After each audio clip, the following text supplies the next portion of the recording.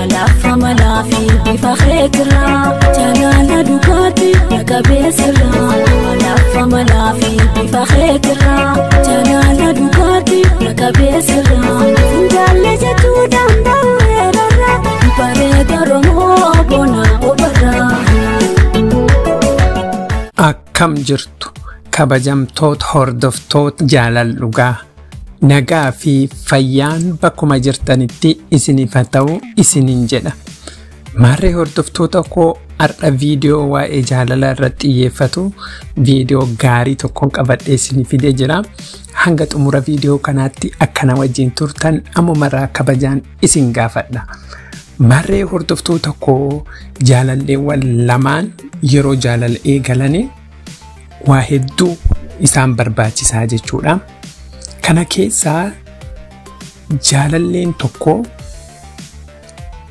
akka dhugumaan si jaalatu fakkeenyaaf dhiiras ta'uu danda'a dubartiis ta'uu danda'a akka dhugumaan si jaalatu akkamitti beekuu dandeenya akka jedhu viidiyoo kanaan dura irratti hojjedhe keessatti ni argattu jedhee yaadaa jechuudha.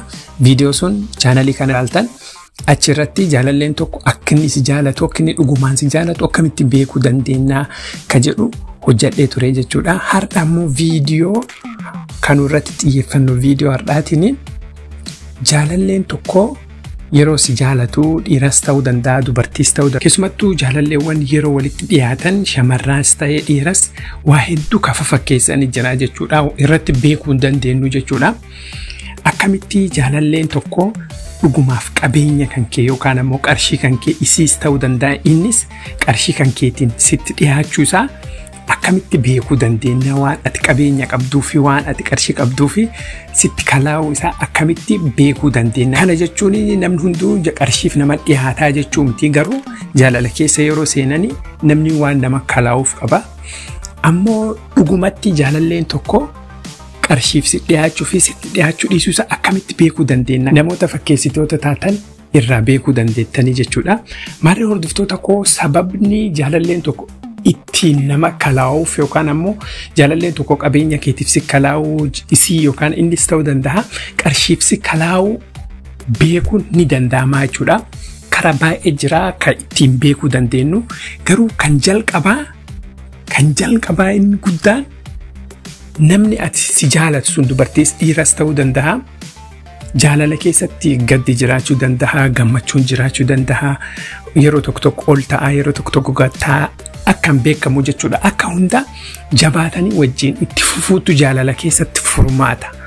Ammoo namni qarshiif si jaalatu kuni yeroo hundaa yeroo qarshiin jiraatte qofa si wajjin gammadaa jechuudha. Gammachuun siif isaa yookaan ammoo siif isii jidduu ka jiru yeroo qarshiin jiru qofaa jechuudha. Yeroo qarshiin hin jirre yookaan isayyuun agartuu yookaan bakki inni jiru hin beeytu waa hunda ka inni godhu qarshii irratti hundaa'aa jechuudha.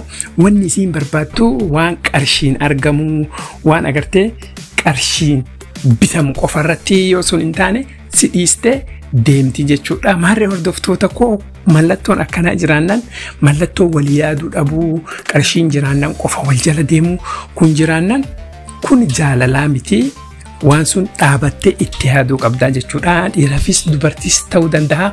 Maarree hordoftoota koo sababni guddaan namni tokko qarshiif si jaalachuu dhiisuu isaa ittiin beekuu dandeenyu yeroo qarshiin jiraate qofa jaalalleen kan keessuuni gammadaa sani ala rakkina si wajjin qoodachuu hin barbaadu jechuudha.